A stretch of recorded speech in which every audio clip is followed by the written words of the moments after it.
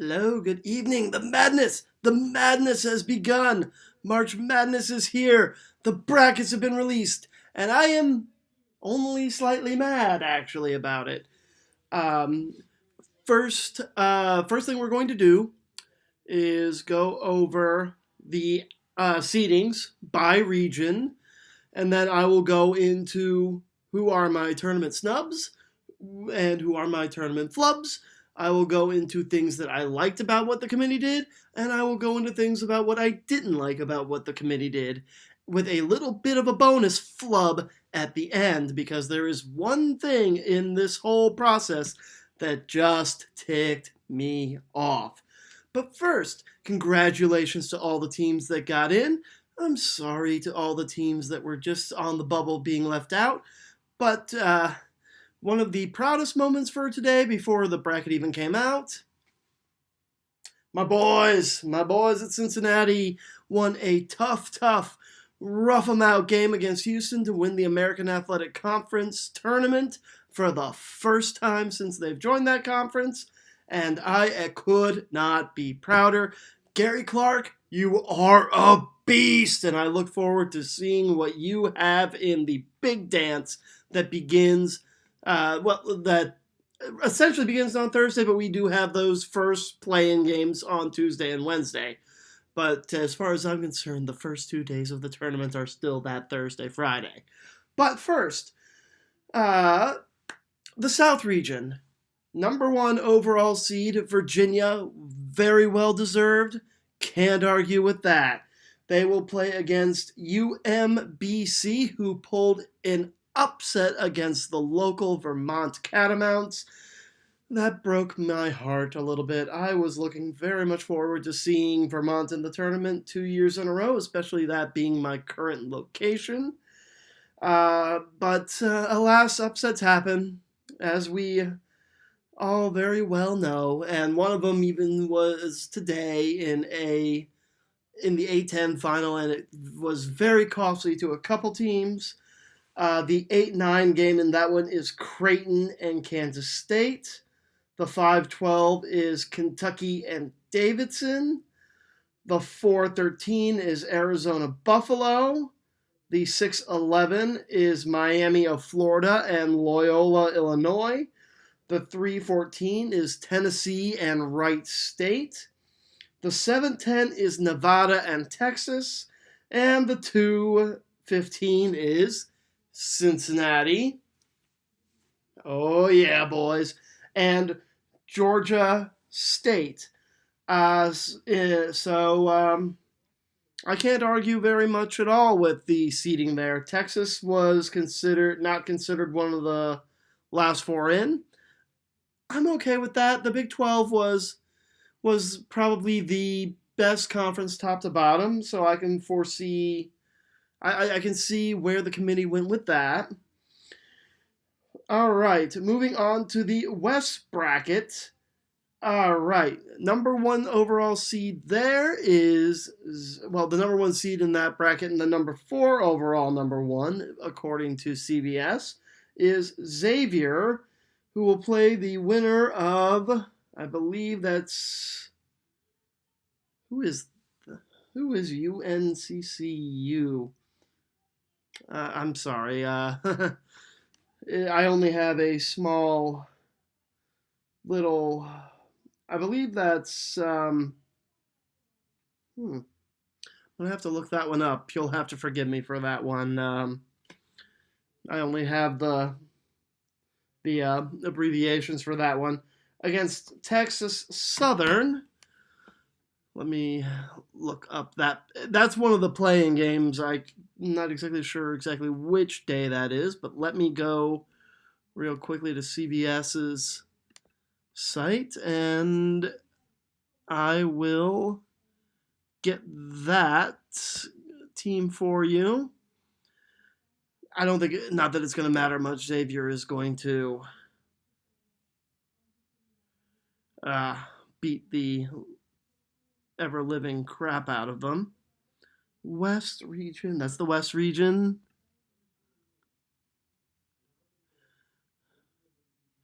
Okay, that's North Carolina Central. Okay, So North Carolina Central versus Texas Southern in a 16 versus 16 playing game. The winner of that will get Xavier, followed by in that one the 8-9 being Missouri and Florida State, which should be a absolutely just a fantastic game on the 8-9 line. The 5-12 on that one is Ohio State and San Diego State. San Diego State pulling off an upset in their conference to win the tournament. Followed by the 4-13 of Gonzaga and North Carolina Greensboro. Houston gets the 6 after their heartbreaking loss against Cincinnati. Oh, that is so sad. All right, so the 6-11 is Houston and San Diego State.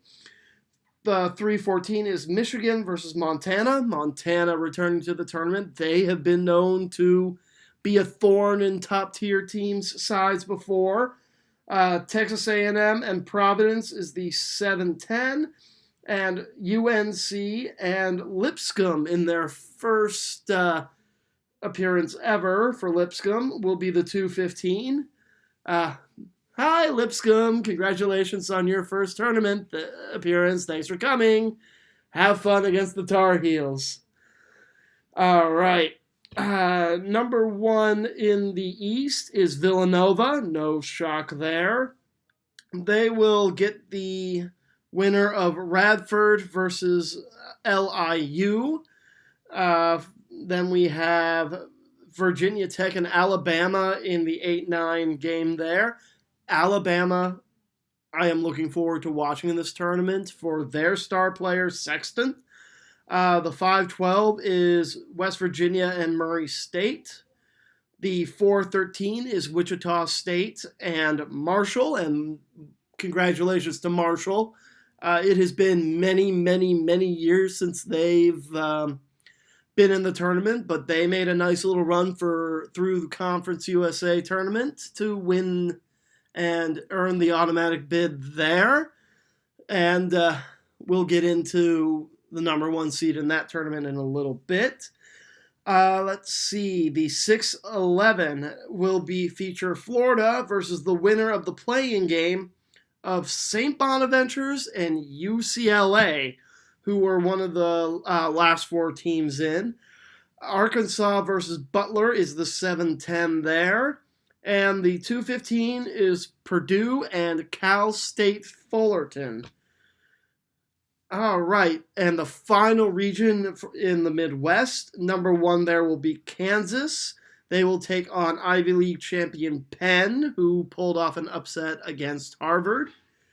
The 8-9 game there will be Seton Hall and NC State. The 5-12 is Clemson versus New Mexico State.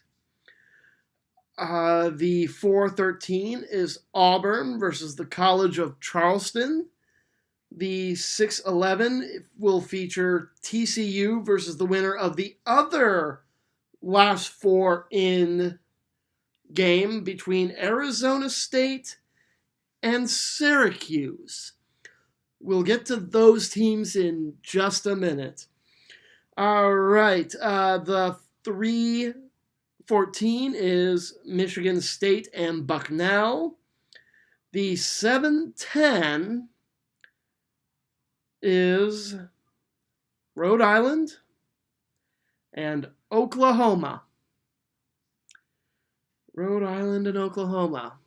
I just said my number 1 flub. Actually, it might be my number 2 flub. But the final game that we have to go over is the number 2 seed Duke versus the 15 Iona.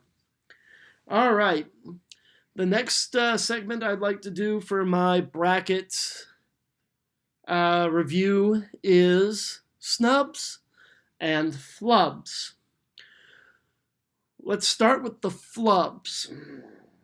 Oklahoma, Arizona State. Those are the 2 glaring ones, and I've been making big cases that other teams deserve to be in over them. I was gonna say St. Bonaventure probably was a team that didn't deserve to get in based on what conference they were in, although their conference record was pretty good inside the conference. And then I did look at some of their out of conference wins. There's a Big Ten win against Maryland. There's an ACC win against Syracuse.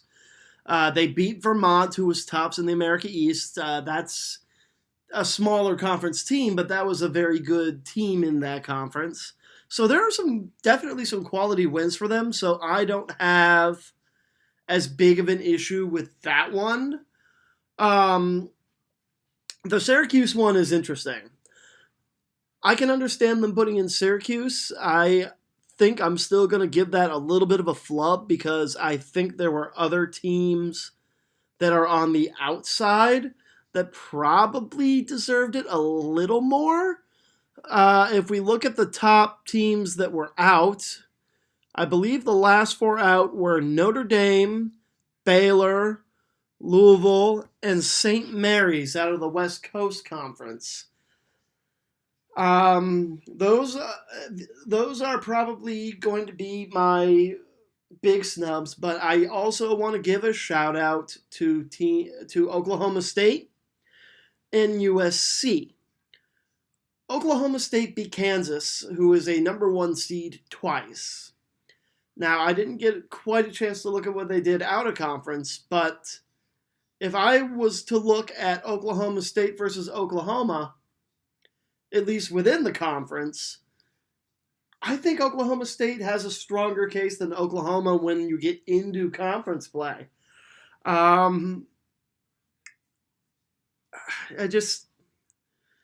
I think that there was a lot of extra emphasis put on strength of non-conference and non-conference wins, which Oklahoma got off to such a hot start that there probably wasn't going to be much of an argument on the strength of schedule outside of that. But Oklahoma State, I read, had the fifth toughest schedule. So to put up what they did, and then get left out, especially after two wins against Kansas and a couple. I believe they won. I know they won the head-to-head in the tournament, in the Big 12 tournament, but I believe they also won one of the games earlier in the regular season. The other one is Arizona State. Arizona State is one of the last four in. And I've also made a case against them. If you look within the conference, I think USC was a little more deserving than Arizona State was within the conference. But Arizona State had that fantastic run earlier in the year, and that includes, I believe, a win against number one seeded Xavier. So I think Arizona State gets in based on what they did out of conference more than what they did within the conference. Syracuse, you look at them. Louisville, Syracuse, Louisville. I feel like you could have flip-flopped them, and that would have been perfectly acceptable. But the one team that really screwed things up today was Davidson. Davidson pulled off a mega upset against Rhode Island. Rhode Island gets in on a 7 seed. They're going to be playing Oklahoma. And as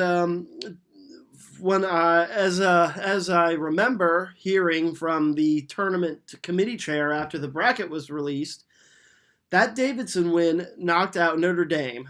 If I remember him saying correctly, Syracuse was the last team in. Notre Dame was the last team out. So I at least will give the committee credit on that sense that they gave Notre Dame a very hard look, given the fact that they played a majority of the season without their best player, and there was even a stretch where they didn't have their best two players. But Notre Dame, I believe, gives me a stronger argument than Arizona State or even Oklahoma. So my flubs are going to go Arizona State, Oklahoma, and Syracuse. Those are my flubs. My snubs are going to be my biggest snubs are going to be Oklahoma State, St. Mary's, Notre Dame, and USC. Middle Tennessee. Middle Tennessee was the number one overall seed going into the Conference USA tournament. Yeah, I'm just guessing because I didn't look at their entire schedule right before I filmed this, that they didn't have a fantastic strength of schedule pre-conference. And the conference, again, as I said a few days ago, Conference USA isn't what it used to be without Cincinnati and Memphis and Louisville in that conference. It's just not as strong of a conference as it used to be. So Middle Tennessee has a good argument that they should have been in. But I think the strength of the conference worked against them, and even if they scheduled a lot of really tough out-of-conference games, I don't think they won some of those out-of-conference games. So, minor snub. And St. Mary's is one of the most egregious snubs to me with a win on the road at Gonzaga, number 2 overall in the West Coast Conference, which is really a top 3 team conference of Gonzaga, BYU, and St. Mary's. BYU was a little down this year, but to see St. Mary's not make it is a little surprising. But that's all I've got for that one. The other team that's on this list is Marquette. I just don't think they did enough all year. I'm okay with it. I'm okay with Marquette being not being there. Baylor. I think Baylor needed to win one more game in the tournament. I think they needed to pull off that upset against West Virginia. If they pull off that upset against West Virginia, they're in. I wouldn't imagine. Maybe over UCLA or Texas, but that's sort of where I think that is going to be set. So that's it for snubs and flubs for this year's bracket. Let's start off. The next segment is going to be what I liked versus what I didn't like. I'm going to start off with what I didn't like, and it's my snubs and flubs. That's the biggest thing that you can argue that they got wrong, but that leads into one thing that I thought they did very well, which was the teams that got in, I feel like were seeded very well. Usually there's a combination of teams that should have gotten in and not gotten in versus do we get the right seeds for these teams? And as I go up and down, there's not really a hard argument for me that any team should have been any higher or lower on the ladder. The one that was a little confusing to me was 2 teams out of the Big East. It was Seton Hall, and I think it's Providence. Providence, I think, was a 10. I'm looking for them real quick on this. I have a bracket here open in front of me. So Seton Hall was an 8 seed. Butler, Texas. Yes, and Providence was a 10 seed. I thought Providence made one heck of a run in the Big East tournament. And if I was going to maybe flip-flop a seeding, I would have probably put Providence up in an 8-9 game and moved Seton Hall down to a 10. But that's a minor gripe. I think that the committee did a good job with their seeding. I agree with all the 1s and the 2s and the 3s and all the way down. So there's not a lot to gripe about there. I didn't like, on the committee's sense, the reasoning that they gave in the interview with the committee chairman. He said that they weighed non-conference equally to they weighed non-conference equally to conference schedule. And again, when I look at Oklahoma State, especially, I don't know what they were weighing with that one. So, um, maybe I'd have to dive a little deeper into Oklahoma State's non-conference versus Oklahoma's non-conference. Those are definitely the two teams I would flip. Oklahoma State in, Oklahoma out. St. Mary's in, Arizona State out. And then either USC or Notre Dame in, Syracuse out. But I'm not going to ream them too hard for that one because I already went over that in its own section. Which leads me to the thing that made me the maddest with this whole situation. I love the selection show. The selection show is one of the things that I look forward to every year after the last game is played, which just happened to be the American Athletic Conference tournament this year. And normally I don't have to go fishing to find the show. But this year, instead of putting it on CBS, as they have in all the years past, where it makes the most sense, they put it on TBS. They put it on a cable network / satellite network that maybe not every person is getting. CBS, the fact that it was on CBS was just convenient for years and years and years. And I don't know what came up in the contract that made them take it from CBS to TBS. I do like the fact that CBS, TBS, TNT, and True TV have partnered up under the same flag to do the broadcasts, because that means that all the games are on all the time. I don't mind that. But the selection show not being on CBS to me is a mistake. The second thing that I had a problem with was the way they revealed the teams.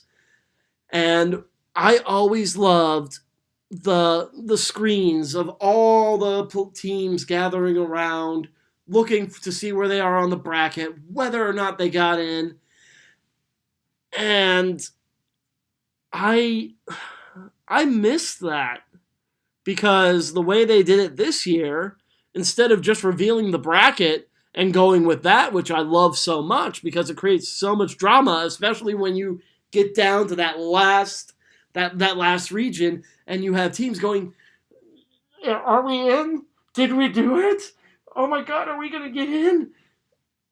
And this year I don't mind the way they started it with naming off all the conference champions first.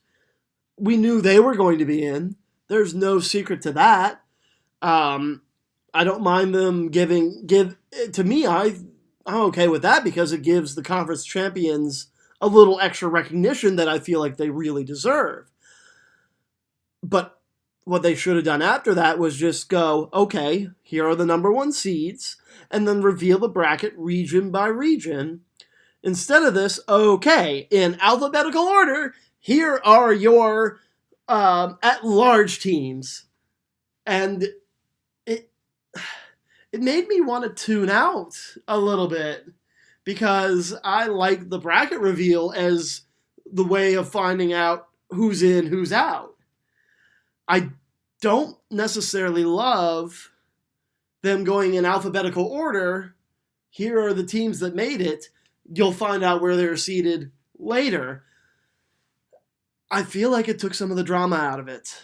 Now, you could say, you could argue that they were either going to be broken on social media, or, well, they just wanted to get the drama out of the way earlier. But it was that anticipation of the finding out through the brackets that I loved. When you reveal all the teams that are in, everyone, I guess, I'd imagine that a lot of people went, okay, they're in. I'll wait and print out my bracket later. Yeah. No. I liked finding out as the seeds get revealed, as opposed to just listing them off. So that was. I don't like that change. I hope they go back to the old format. I did like the live audience. Credit to the network for bringing in a live audience, but I was not impressed. I was not impressed with the presentation of the selection show this year.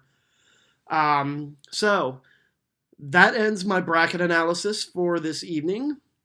I hope that a team you're a fan of made the tournament. If not, good luck in the NIT or CBI, and good luck next year. If you tell me what you thought of how your team did this year, or if you felt like your team got a right seed, or if they got screwed in the by the selection committee, in the comments below. If you liked what you saw here, you are more than welcome to subscribe for more content. And thank you very much for bearing with me on this Sunday night. And until next time, cheers.